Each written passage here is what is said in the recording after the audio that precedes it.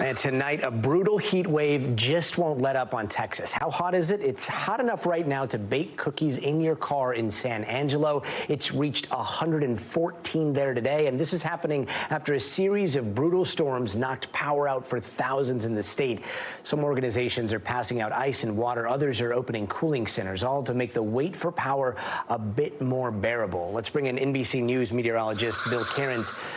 Bill, there's posted temperatures, and then there's how it really feels, right? Yeah, so let me ask you, what do you think is more impressive? So the heat index in Dallas hit 117 today. That was the highest in 43 years. So that's one.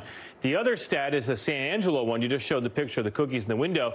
That was the hottest temperature in San Angelo ever recorded, going back 107 years. Yeah. I mean, we complain when it hits 90 here. That is just insane. Yeah, San Angelo felt like Phoenix today, and Dallas felt like living on the Gulf Coast. They were hot and humid. So here's that all-time heat record. San Angelo, the 114. I don't want to leave Del Rio out. Del Rio, it's not official yet. They didn't break it. It looks like they have tied their all-time hottest temperature.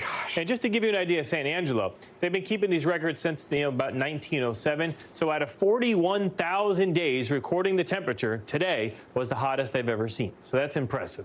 So here's what the forecast looks like. It will drop off a little bit, not a lot, but in Dallas goes 97 tomorrow, mid-90s. And then San Angelo today, obviously 114, 109 tomorrow, 104, 104. So it's a little bit of a break, but it's going to be short-lived, unfortunately. That heat dome is actually going to grow this weekend and all into next week. We're expecting much warmer than average conditions, a continuation of this heat wave, probably more record heat, and areas that are humid will have those crazy humidity. And what's interesting is that California's below average. It looks like the Great Lakes are going to be below average. This has been the weather pattern all of June, along with the dry weather in the southern plains. And what's going to change is that we're finally getting some wet weather in the northwest and in the northeast. So, that's kind of the story with the temperatures. Now, the severe weather today is not as bad as yesterday. We've had some strong storms from Biloxi, just missed New Orleans. Baton Rouge has been dealing with it, too. So anyone driving I-10 has experienced a little bit, but it hasn't been as severe. And the final piece of our puzzle,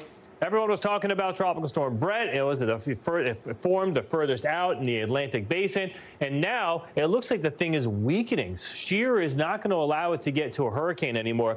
The Hurricane Center does bring it up to a strong tropical storm, does bring it through the islands here, right around St. Lucia. And then it goes into significant shear, and they actually have it dissipating on Saturday. They keep it south of Puerto Rico, missing all land areas. So, Ziadi, this would be a best-case scenario for everyone, that Brett does not look like to be a serious threat. Best case scenario, but still so much to come. Bill Karins, long season. Thanks for watching our YouTube channel. Follow today's top stories and breaking news by downloading the NBC News app.